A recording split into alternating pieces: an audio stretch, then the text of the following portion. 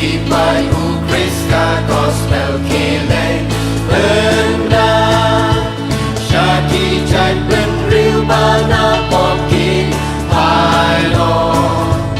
Jing Suk Ban Hai Harper Te Dam Jing Gula Để Tang Hu Chi Su Jing In Kin Yo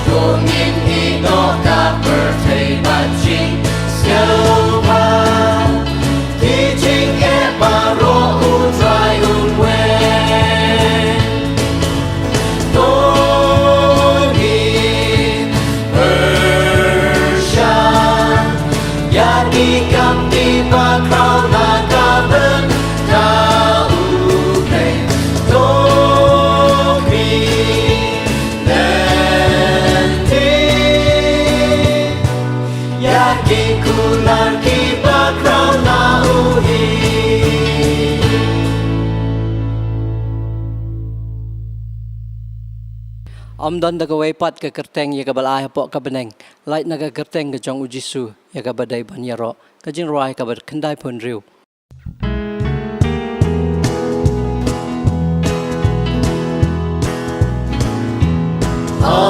Don haka te baro kan ujisu bayan yaro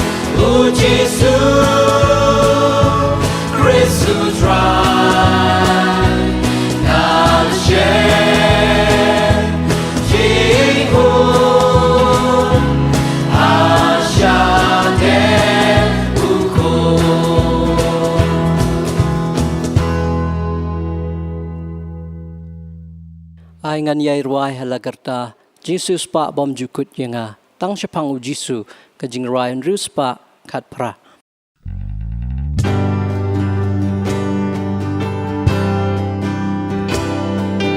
ai ba ngan ka i you ai ngàn nhà là cứ thế cho ngu nam ở chính thân niên ba pula u yap yap ri nam ở trong na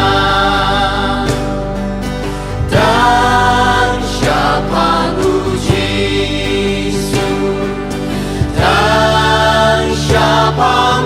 Yesu ai ngàn nhà loài ala karta Jesus pa bom chiều kudyana jing long ba pa Yesu an be wan ba ku cho uru ban le ame ya ram ma be ya nga ngan la ban ya lên thi đi na kan siapa Yesu kan siapa Yesu ai ngàn nhà loài ala karta Jesus pa bom